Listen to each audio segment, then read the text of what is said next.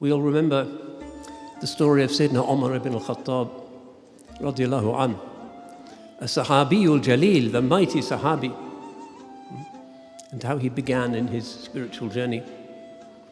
He was one of the opponents of the Muslims in the days of their weakness in Mecca.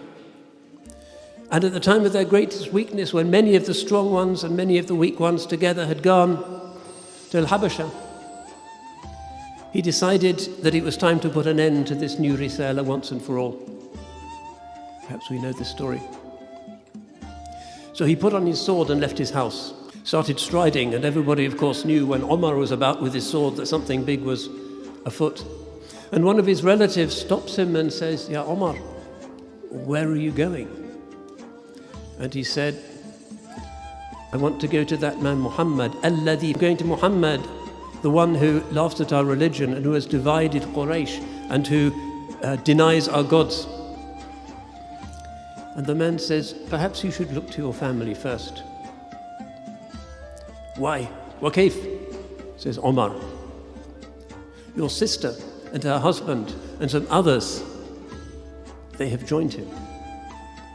And at this his anger grows, and he strides through the streets of Mecca until he comes to the place where his sister is.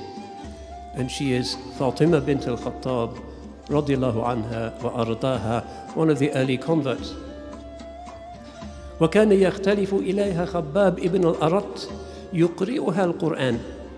Khabbab ibn al-Arat, one of the early Sahabis, used to go to her husband's house with relatives and would recite the Qur'an to her.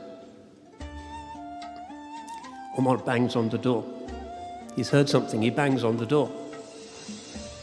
They open. Khabbab hides. وفاطمة رضي الله عنها أخذت الورقة التي كان عليها سورة طه فأخفاها تحت فخذها. She takes the piece of paper, or it was parchment in those days, on which the first verses of Surah Taha were written, and she hid it beneath her. And Umar is really angry by now. And he says, "Ma hadhihi al-haymana allati sami'tuha?" What's that mumbling that I heard? And she says, "We have joined Muhammad and we believe in him and his religion."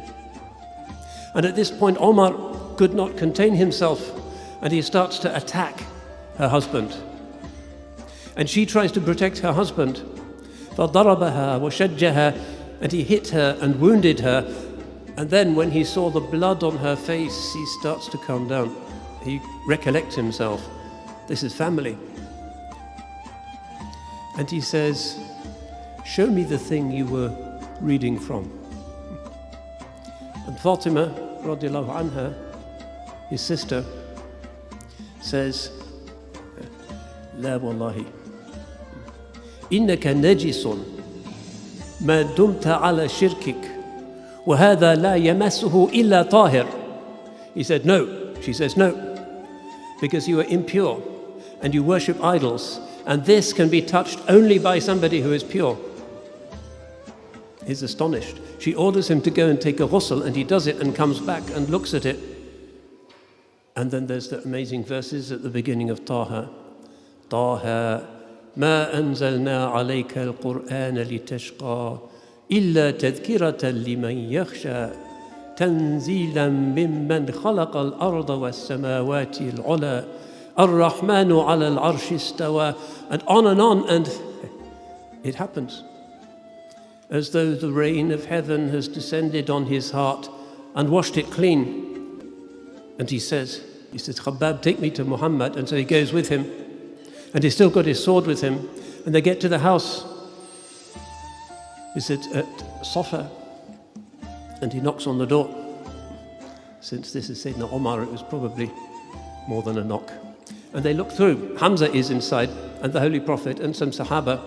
And they see that it's Umar with his sword. The Holy Prophet gives instructions that he be let in. And he comes in. And he says those words, "I have come to believe in Allah and in you, and with the thing that you have brought." And the Holy Prophet said, "Allahu Akbar." And his Sahaba said, Allahu Akbar. And this was the beginning of his journey in Islam. Subhanallah.